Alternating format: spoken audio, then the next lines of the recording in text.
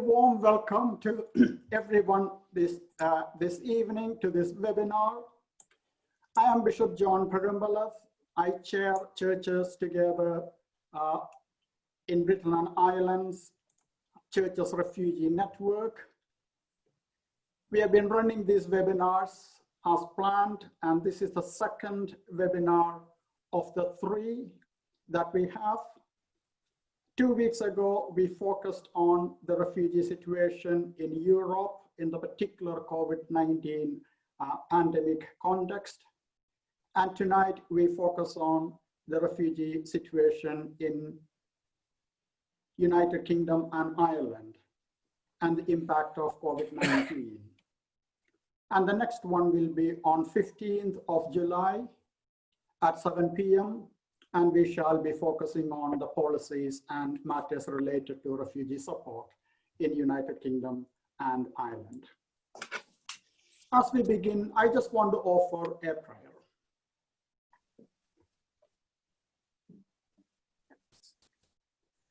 God of justice, peace, and compassion, God of small actions that we do not often see, and the soft voice that we do not often hear.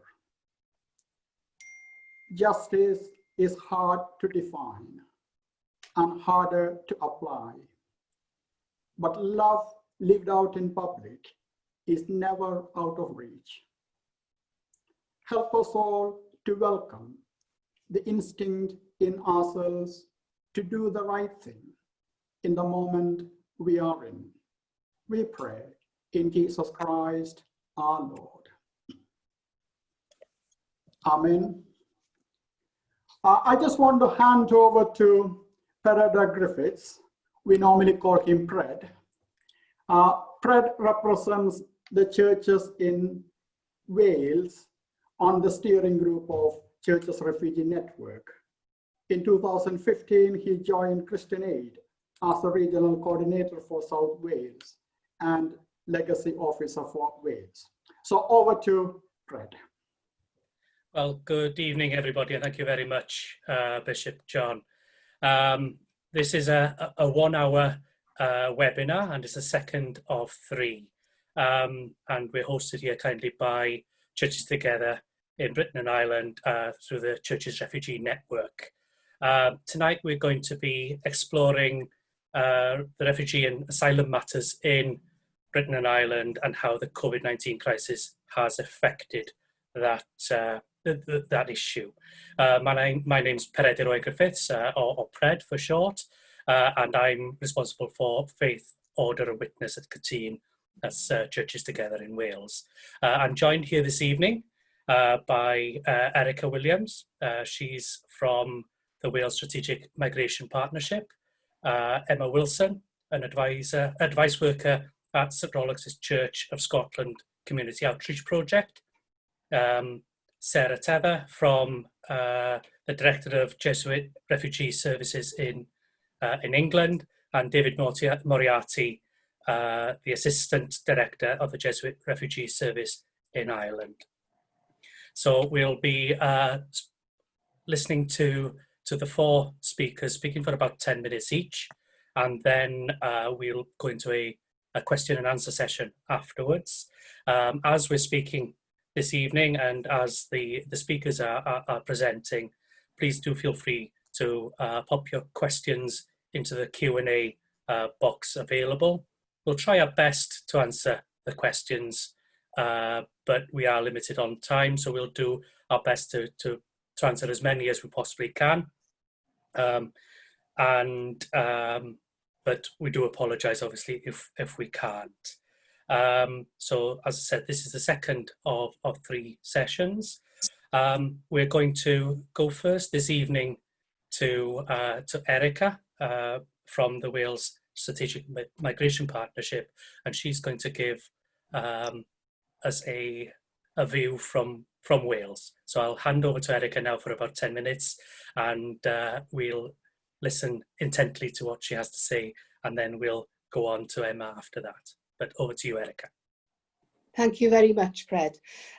Well, first of all, I want to thank you very much for the invitation to speak this evening.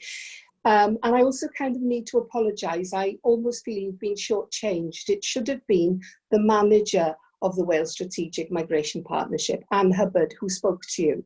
And she does apologise sincerely that she hasn't been able to make it tonight. And I'm hoping I don't have to apologise too much, that you have me instead. But I do know that Anne has, for those of you who might know her, she has a wealth of experience and knowledge, and I do feel rather like a very poor reserve. But however, she did leave me her prepared notes, and they are what I'm going to use. So hopefully I will succeed in delivering what she had planned to share with you. And I'll begin by outlining the role of the WSMP, the Wales Strategic Migration Partnership. It's a mouthful. We're a partnership of Wales-based organisations that develop a strategic approach to migration in Wales. We also oversee asylum dispersal, the arrival of unaccompanied asylum-seeking children and refugee resettlement across Wales, and some work on wider migration, for example, with EU migrants, especially at the moment. Now, my role within that partnership is as ESOL coordinator, English for speakers of other languages. And my role exists as a result of the UK resettlement schemes. And my work is to support local authorities to provide ESOL to their resettled families and to help with issues around integration and employment. During COVID, however, one of our key roles for all of us in the team has been to convene multi-agency meetings with a wide variety of partners in order to support the response to the COVID crisis and to ensure that vulnerable asylum seekers, refugees and migrants were and are able to self-isolate and access support. And most importantly, I think, are able to understand the issued guidance.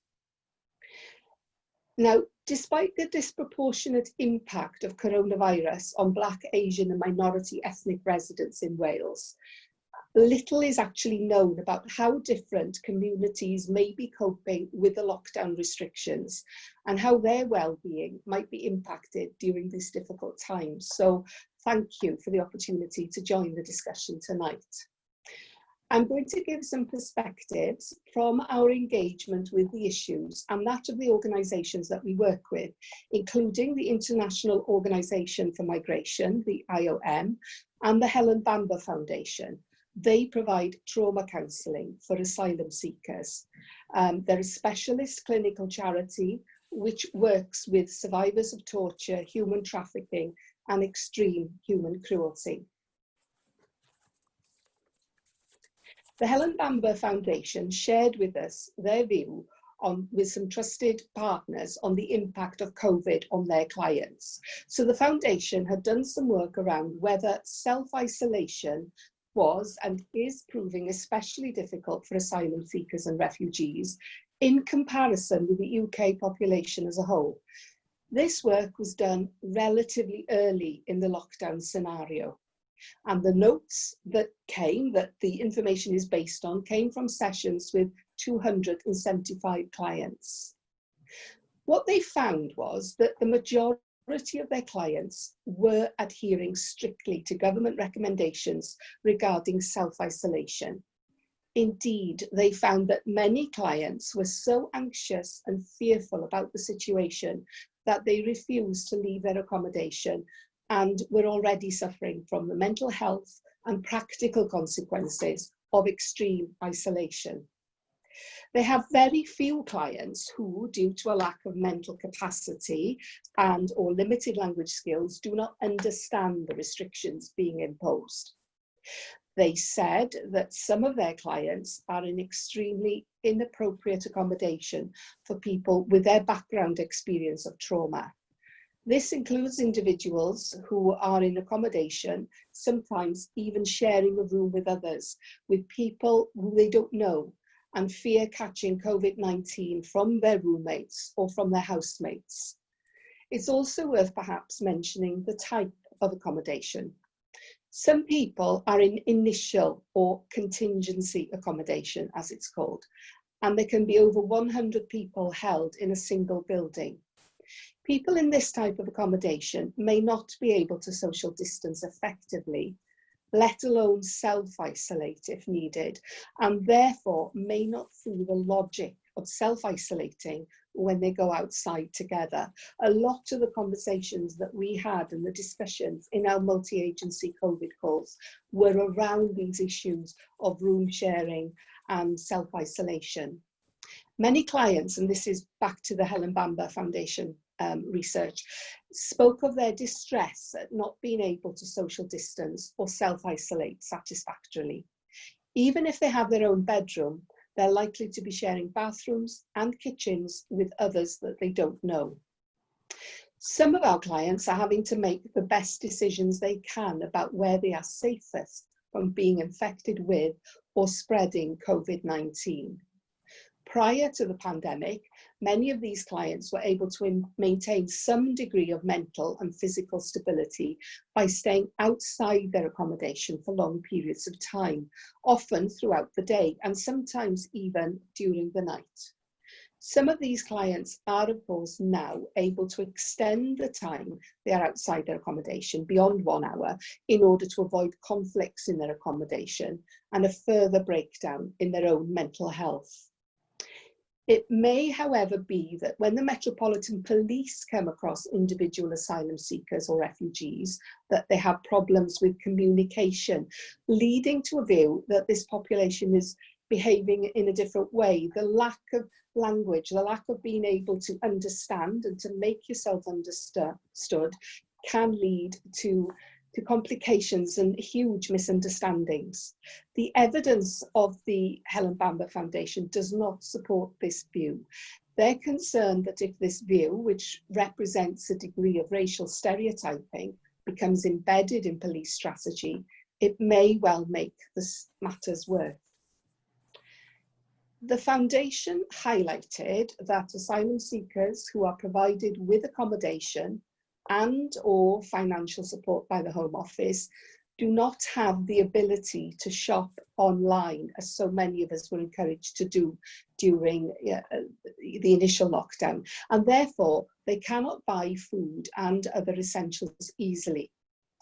The financial support an asylum seeker receives is either £35.39 or £37.75 a week, depending on the stage of their asylum claim. And therefore, they're just not able to buy in bulk in order to limit their journeys outside their accommodation in order to buy essentials. They've basically just got money to buy hand to mouth. It is a fact that a few clients in accommodation provided by the Home Office have access to the internet due to the lack of Wi-Fi in the accommodation, and most importantly, an inability to afford to purchase mobile data within their very limited amount of financial support. So very few clients actually have access to the internet, and they're therefore feeling further isolated by their lack of access to the internet and the services which are now operating remotely online. They can't get to the services they need. They can't find the information they want because they can't get online. And finally, the Foundation had highlighted that survivors of human rights violations often have underlying health conditions and vulnerabilities that put them specifically at risk of developing serious forms of COVID-19. The overwhelming majority of clients suffer from trauma symptoms, and many have a diagnosis of post-traumatic stress disorder, PTSD. The Foundation have evidence that post-traumatic stress disorder can suppress the immune system and render individuals more vulnerable to illness. Connected to this issue, conditions such as depression, which can be closely linked to trauma symptoms, can impact on self-care. Furthermore, the changes in the way healthcare is accessed at present, telephone, video consultations, internet-based services, all requiring a certain amount of confidence and ability in the English language, have increased clients' difficulty in accessing medical care, meaning that clients are struggling to access their normal services, such as repeat prescriptions or mental health care. They're also likely to present late to the health services if they develop COVID-19 related symptoms. Early presentation to healthcare can result in better outcomes for those developing serious COVID-19 related illness. So this increases the risks to the public as well as individuals. The work of the Foundation echoes the views we hear from agencies on a daily basis, although it has to be said that asylum seekers and refugees also have enormous resilience and have been proactive in supporting other members of their community and in their responses to COVID. It's important to note that the Foundation concluded that the responses of their clients broadly reflects the range of responses to the COVID-19 crisis seen in the UK population as a whole. They're not a population apart. What they feel, what they have to go through is very similar to what a lot of the UK population is going through. So despite the challenges outlined in this important work on the impact of COVID on people with PTSD, there are other more positive perspectives, as I just mentioned. And one of the aspects of the COVID pandemic has been the way in which communities have responded. And as I mentioned earlier, there are many examples of migrant community direct action. Support provided by various migrant communities across the board has been incredible. For example, many Black, Asian and minority ethnic medics have taken to social media, sharing their knowledge and experience, and importantly, countering misinformation that is prevalent in many communities. Here are some examples of rumours around COVID-19. The rumour that the virus is part of a biological war, that it's God's revenge against those who drink alcohol, that it's God's will, that your skin colour protects you from COVID, that we survived worse things and don't need to worry about this tiny virus. Communities don't want to burden the NHS. I don't want to be perceived as jumping the queue ahead of British people. And the view is that quite often they won't come out of hospital alive, a view that was exacerbated by a lot of false news on social media, a lot of, stay out of hospital, you won't come out of there alive. And on all of those rumours, possibly to us sound a bit ridiculous, but just imagine being self-isolated. Imagine not having money, not having internet access. All of that can seem very real and can add to the isolation and the mental ill health. Erica, we're coming to the end of the 10 minutes. Do you want to wrap up in a sentence?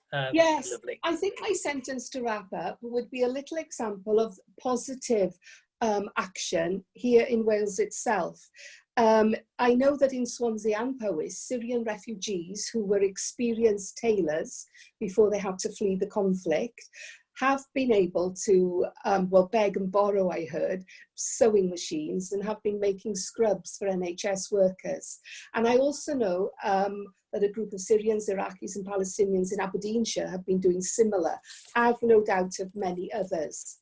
And there are also, in Aberystwyth, there's the Syrian Dinner Project, who actually cooked at least 150 meals for NHS staff at Bronglais Hospital as a way of giving back to the community and saying thank you.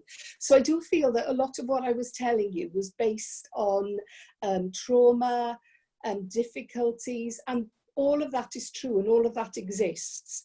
But there is a population among our refugees and asylum seekers who have great resilience and a great desire to be part of our communities and to give something back. Lovely. Thank you very much. Diolch yn fawr iawn, and thank you for bringing us a view there from Wales. And I'm sure we can go into a lot more of this detail in the Q&A as well. I'd like to now introduce Emma Wilson, the advice worker at St Rollox's Church of Scotland Community Outreach Project. And we'll hear now from Emma. Over to you, Emma. Okay, thank you. Much like Erica, but possibly even further down the league table of people that should have been sharing with you tonight. But I'm very pleased to be able to do so and to give a bit of a perspective as to what's been happening in Scotland. I think we can't really go very far without addressing the very sad events in Glasgow on Friday, when it appears that one of our young asylum seekers,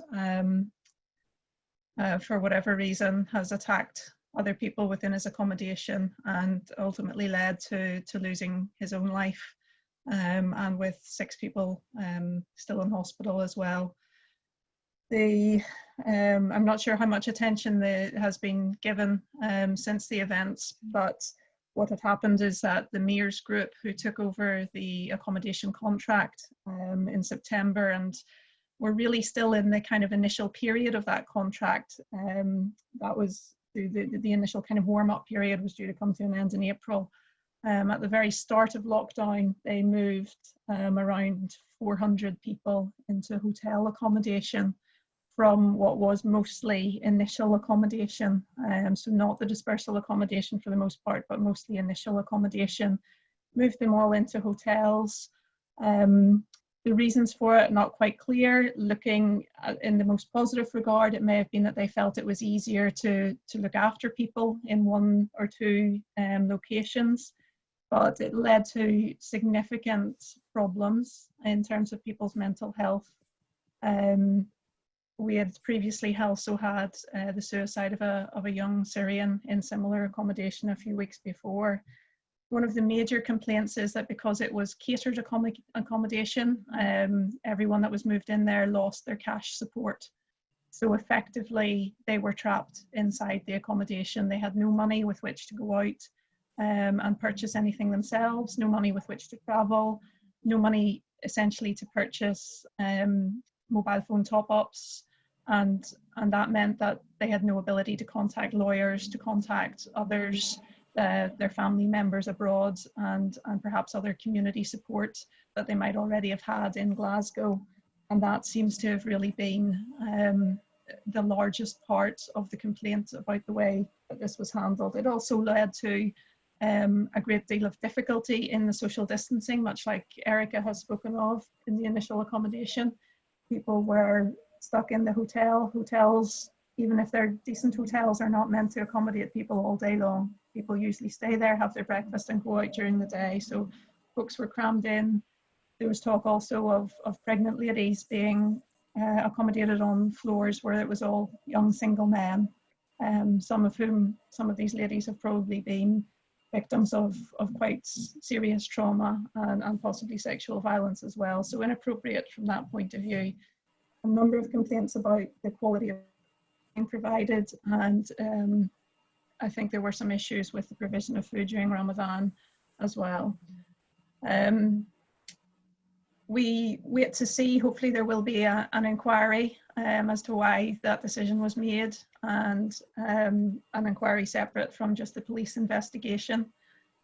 Mears obviously immediately had to move the folks out of that particular hotel.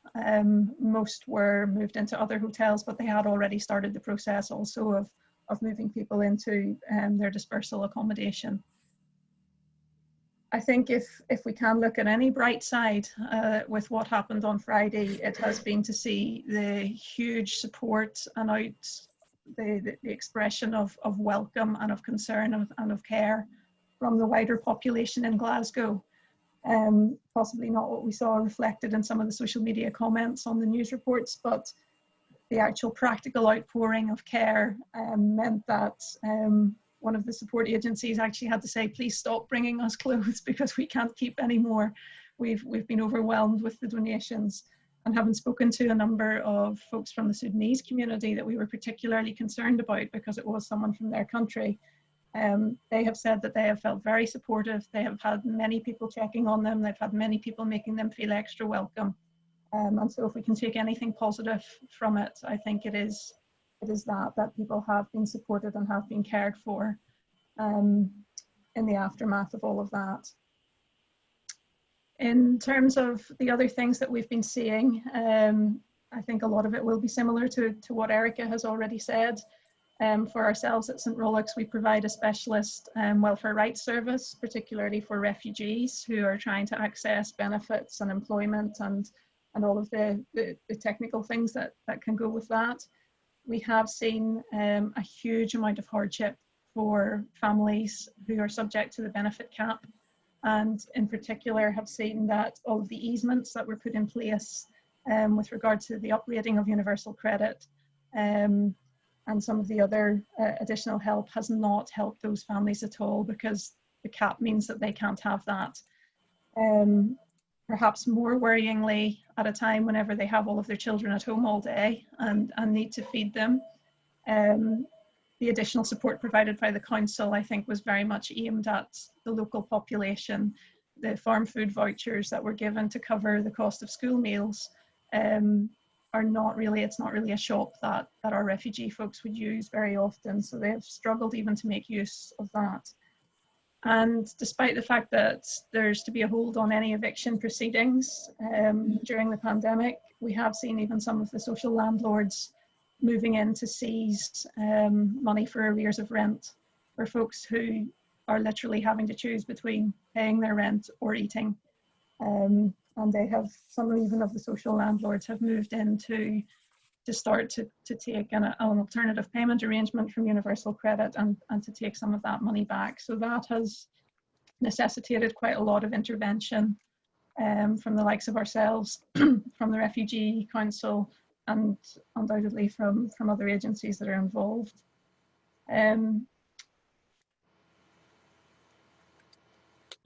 We particularly aware then as well of the lack of the inadequacy of the asylum support. I think at one stage we were looking at a bottle of hand sanitizer, the tiniest bottle, 25 mils, costing over £5, which was a huge amount to be taking out of your £35 a week. We and a number of other agencies have been fortunate enough to secure additional funding in order to provide direct financial support to some of the folks who have been particularly badly affected.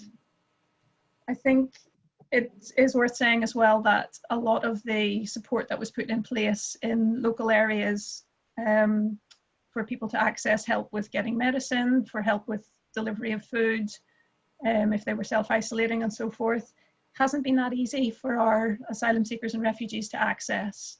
A lot of that information has been on social media. It has been through word of mouth, through the connections that people have, and if they're quite new to an area, that has been quite hard for them to navigate. Some of the more familiar food banks and so forth had shut because they relied on volunteers, many of whom are in their 70s and who were in the group most at risk. So we've had a number of queries as to where is this help? How can I get this help?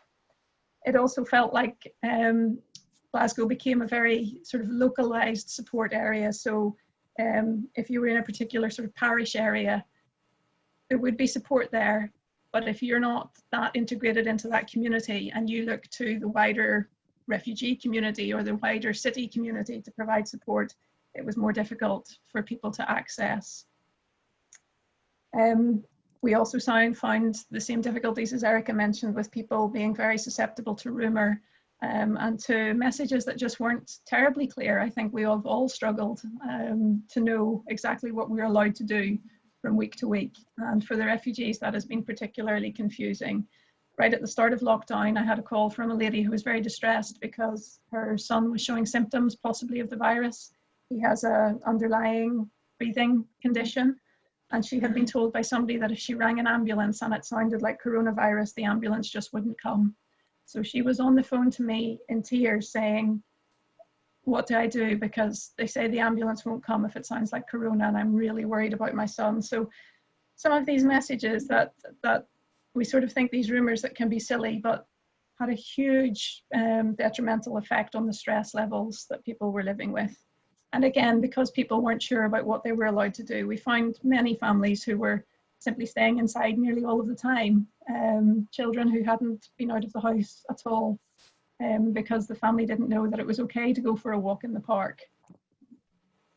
I think underlying all of this, we have heard in just the last couple of weeks, really, people's sense of frustration and isolation now really coming through.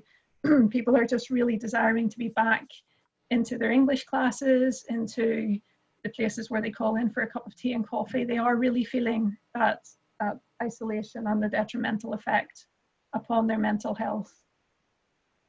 Thank you very much. I think we're up to about 10 minutes, unless you've got something else that you need to say now.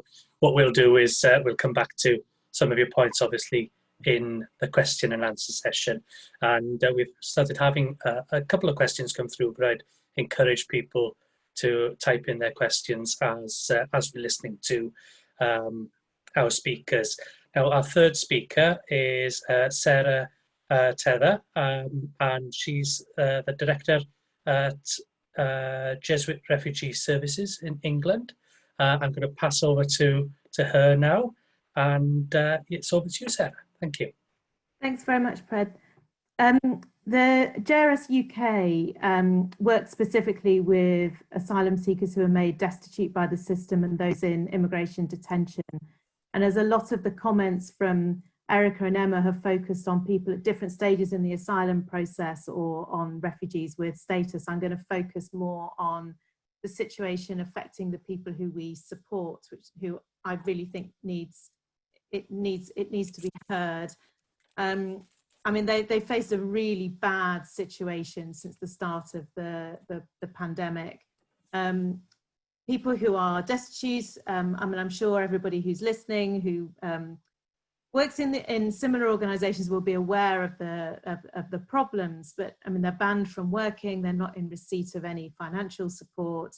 Most people are circulating around multiple different addresses in order to keep a roof over their heads. They're often very vulnerable to exploitation. If they find that the friend who they thought was going to house them that night doesn't house them, then they end up on the night bus that night. They spend their days in day centres or in public libraries. So when lockdown happened, it was just a crisis because they're completely dependent on charities to provide them with basic cash for just to meet their basic needs for food, for hot meals. They spend their days somewhere warm, like a day centre or a public library, and of course they were all closed. They couldn't surf around night buses in order to keep safe, so homelessness levels rocketed at the start of the pandemic.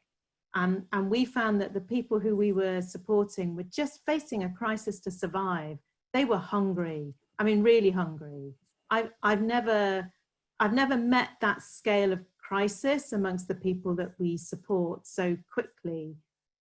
We're accustomed to people dipping in and out of crisis, having periods of, you know, when everything is extremely difficult, when accommodation breaks down, but it'll be a few at a time, but almost everybody went into crisis very, very quickly.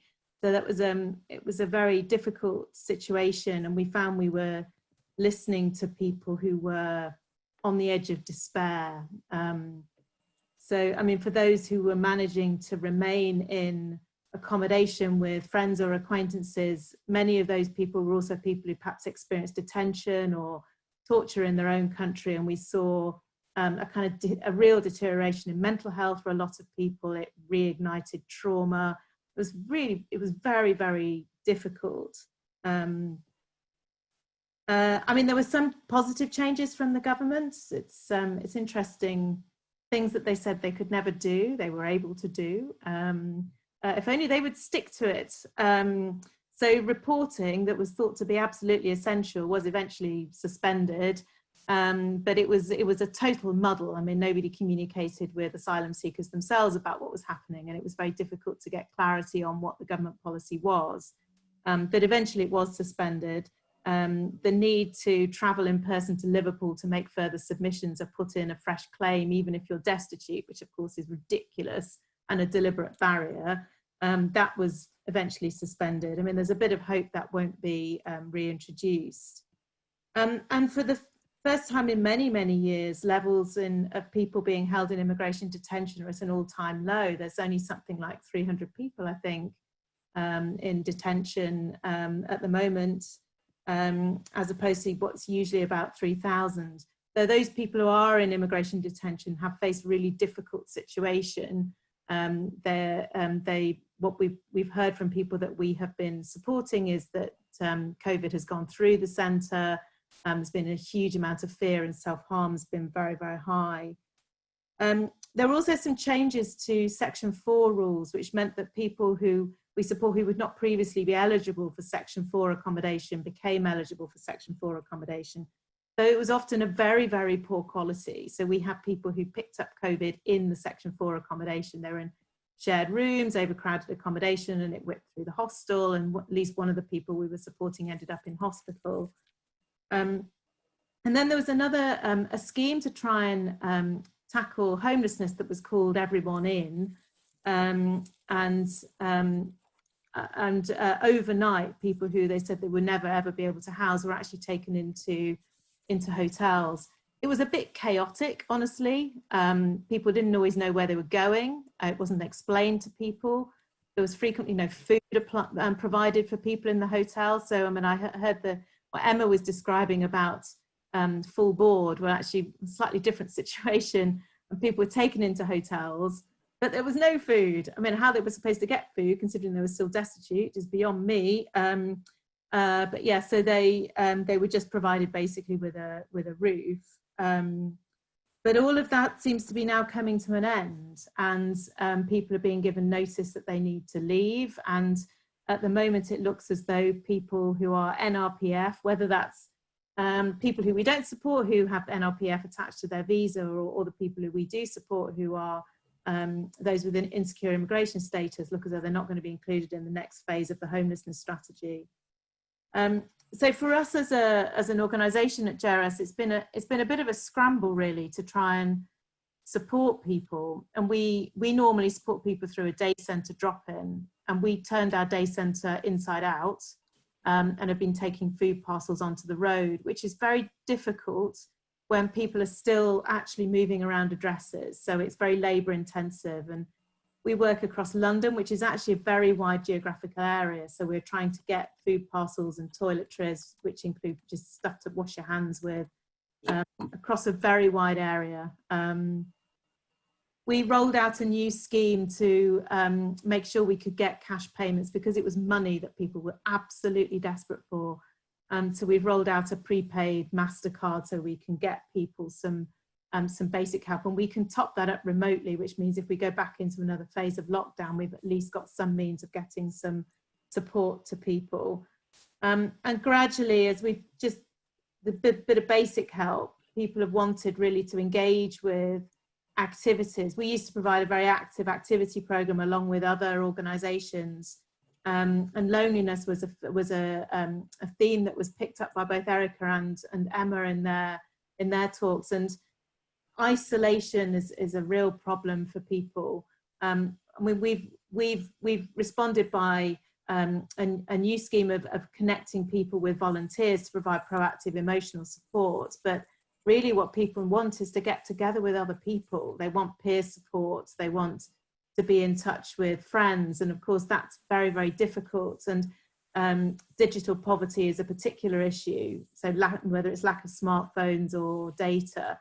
And we've been able to respond to that in some way, and a number of other organisations are doing similar. I'm aware of people giving out dongles and smartphones. So there's a kind of patchwork of different organisations trying to respond to that. But it's an enormous challenge to try and recreate a sense of community and a space for friendship that's natural when you're working like this. And you've got people who have really very limited access to data. I wanted to just say something else though about kind of cross-organisational working, because that's been one of the striking things for me at JRS UK, is that there's actually more cross-organisational working, particularly with other organisations serving people who are destitute, but also lots of small organisations, frontline organisations. I mean, it's actually a real positive. I've never known that be quite so fruitful.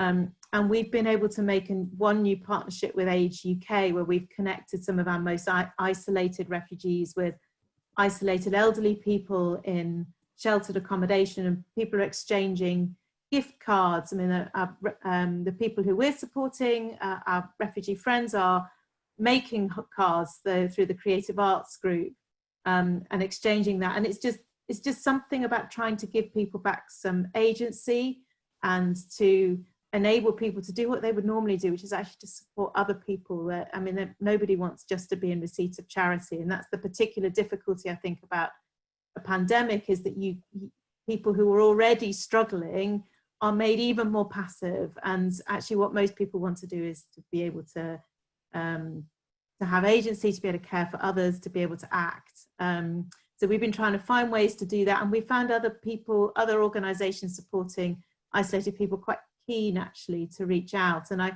hope that's some of the more fruitful things. But there's going to be incredibly difficult times ahead. I mean, with the shift in terms of homelessness, around evictions from hotels, the review of Section 4 eligibility that's coming down the tracks, it's very, very worrying. We, like most other charities, are very anxious about our financial position later in the year. We can access emergency funding, but I don't know an organisation that's not facing a cliff edge from November. And we're very stretched, so there's very high levels of need. And we're responding to really high levels of need, and yet we're really not quite sure how to plan.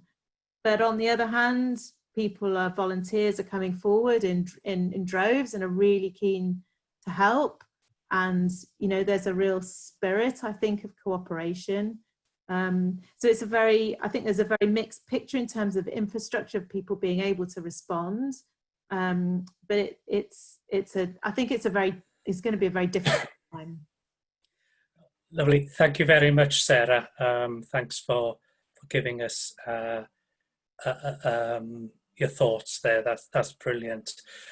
Before I move on to David, just to say, because of timing, I think we're going to probably go on to about 8:05 so that we get some questions in after David as well, if that's okay. But I'll pass you on now to David. David Moriarty, Assistant Director of the Jesuit Refugee Service in Ireland. And over to you, David. Thank you very much. Many thanks, and I appreciate I'm the last speaker, so I'll try and be as succinct as possible and keep it in the 10 minutes. So very briefly, firstly, just to say thank you for the invitation and opportunity to speak to Churches Refugee Network and obviously Churches Together, and initially the invitation from Damien and Richard. What I want to try and talk about today is just how in Ireland, in the national context here, the COVID-19 outbreak actually exposed some of the structural weaknesses in how the state accommodates asylum seekers. Now, although what I have to say isn't very pretty all the time, at the end of it, there is some hope, certainly in the coming weeks and months, that there might be an opportunity to radically change that structure. But by way of context, it's important to note two anniversaries, as it were.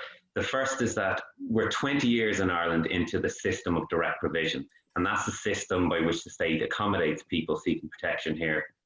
But since its inception, it's been the subject of criticism and critique, in particular around the length of time that people find themselves in that system and all the negative consequences associated.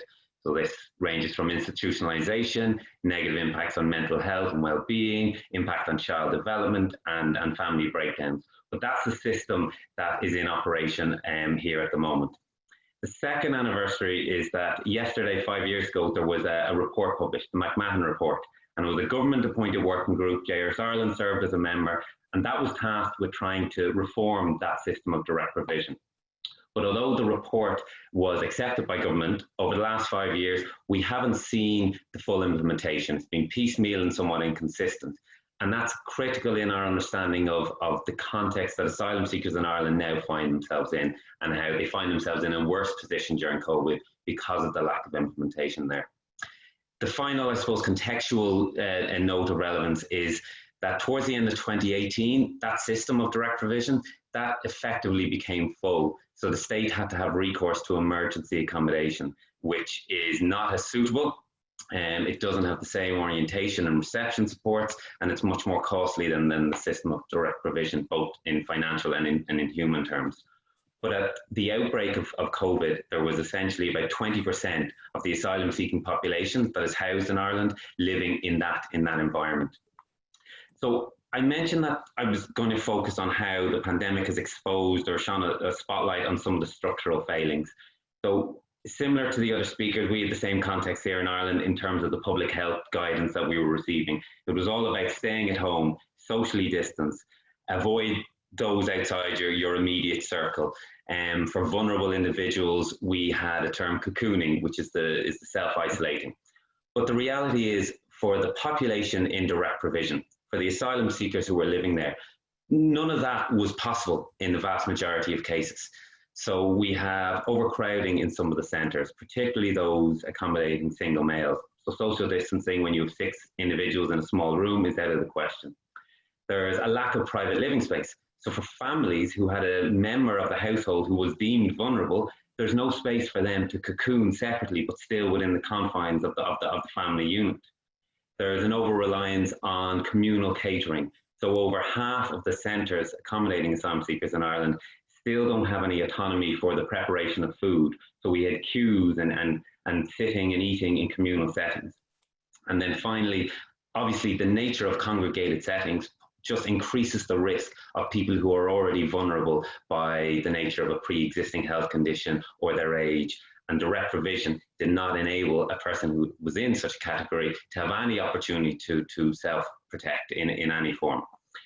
So what I suppose the state did in response, but didn't need to do or wouldn't have needed to have done if it had implemented the recommendations of the McMahon report, which I mentioned in full. But what it did in response was it undertook a thinning exercise.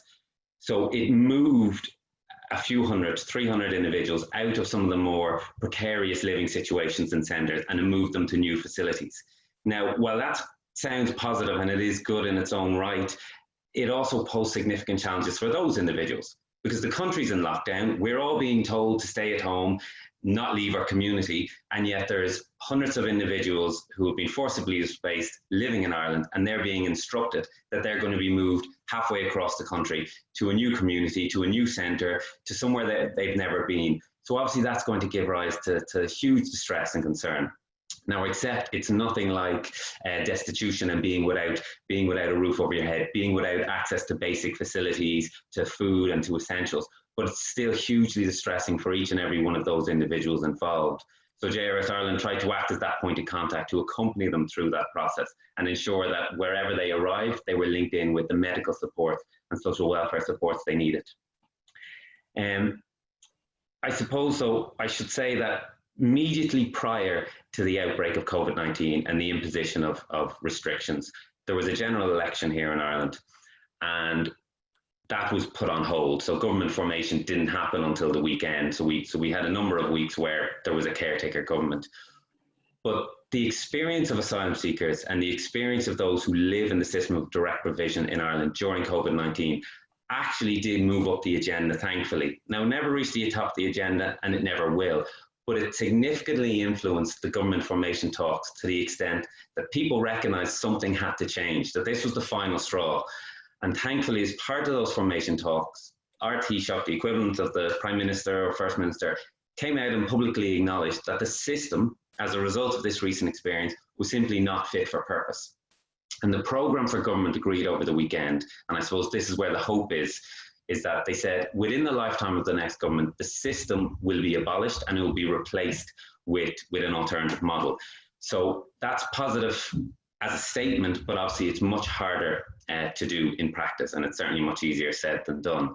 But to try and influence that dialogue and to try and essentially pandemic-proof any future system that will house accommodation or house asylum seekers and refugees in Ireland, JRS Ireland developed a policy proposal, which I won't go into detail, but it's obviously can be circulated to participants after the call, and it's available on our website. But it tries to offer a roadmap to how to achieve a system that will better accommodate those arriving seeking protection in Ireland. And the three key elements of it, which I'll just briefly mention and then stop in the interest of time, is to say that the first is an expedited long stay scheme. So that's a fancy way of saying that those longest in the system get priority and have their case expedited and concluded.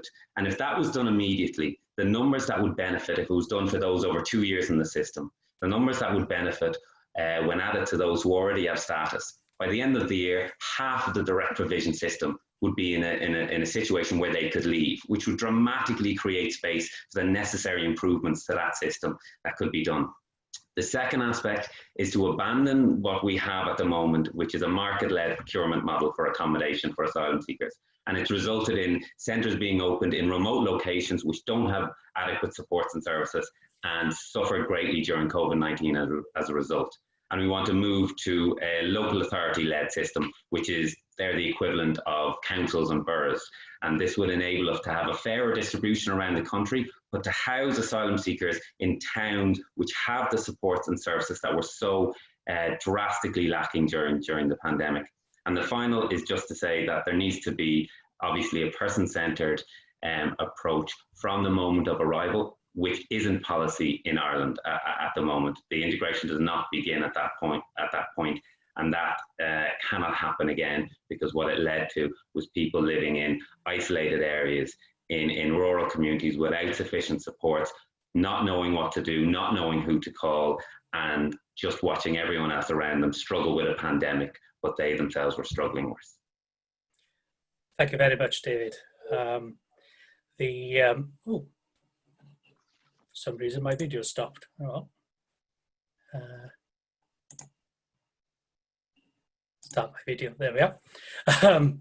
Don't know what happened there. Technology playing around. But going on from what David was saying, then I might come straight back to David with probably one question that has struck me from listening to you all this evening.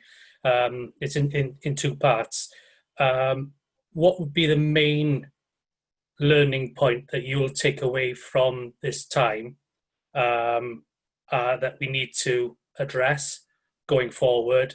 That and then if we do get a second wave, what do we do differently in that second wave, as opposed to because we're coming out of lockdown now? If we had to lock down or do something similar again, what would we do? So if I come back to David first, and then we're going in reverse to the way we spoke, if that's okay.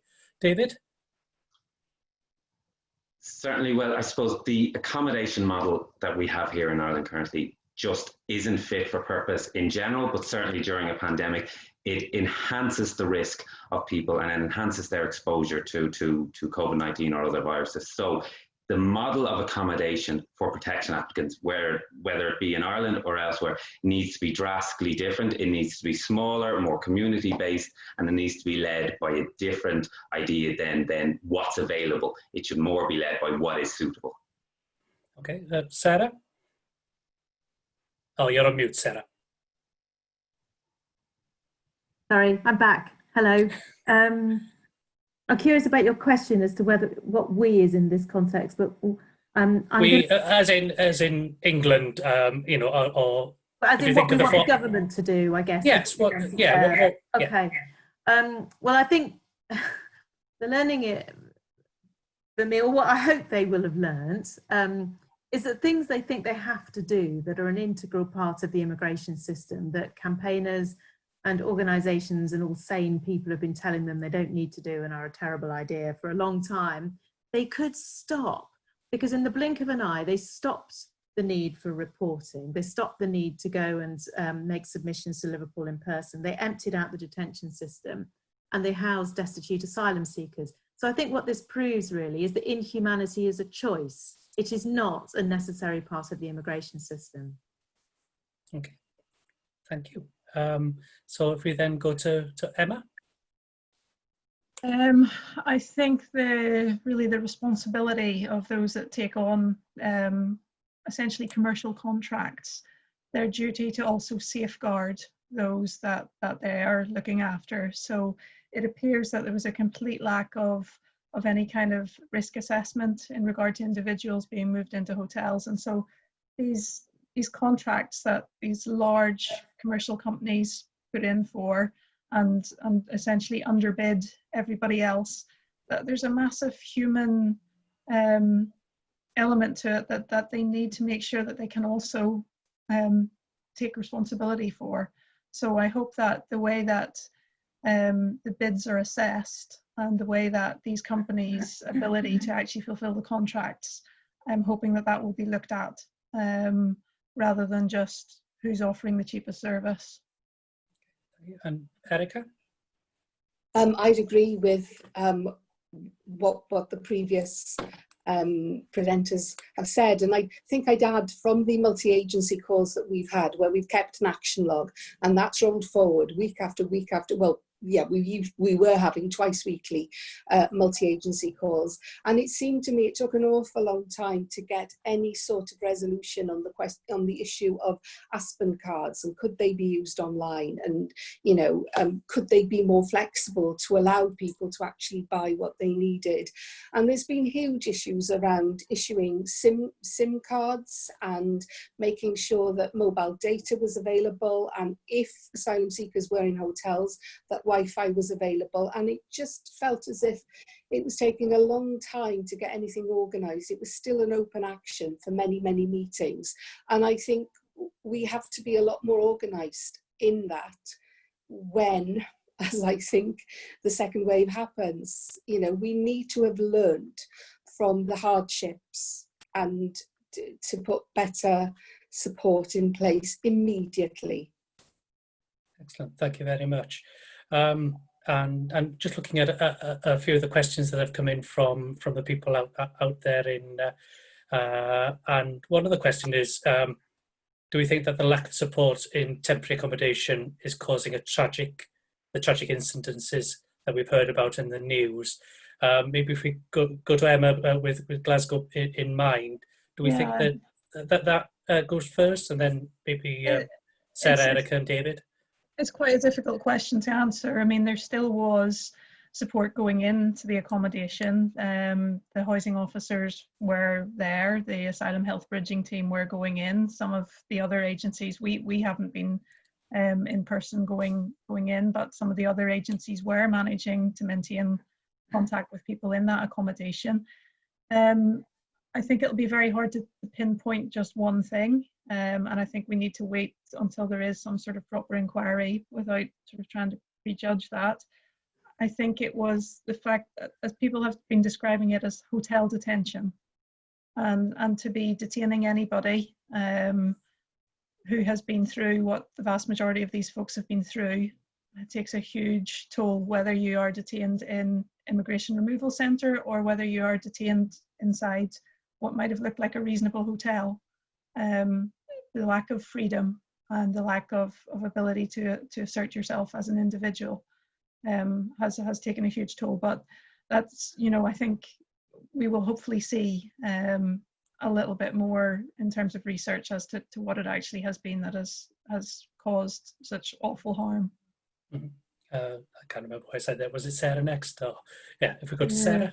I'm not sure I've got an awful lot more to add for what Emma said, actually. I think. Okay. Yeah. Fair enough. Either of the other two, Erica or David, want to say anything on that question? No, I don't think there is a lot to add, because I think every asylum seeker is an individual.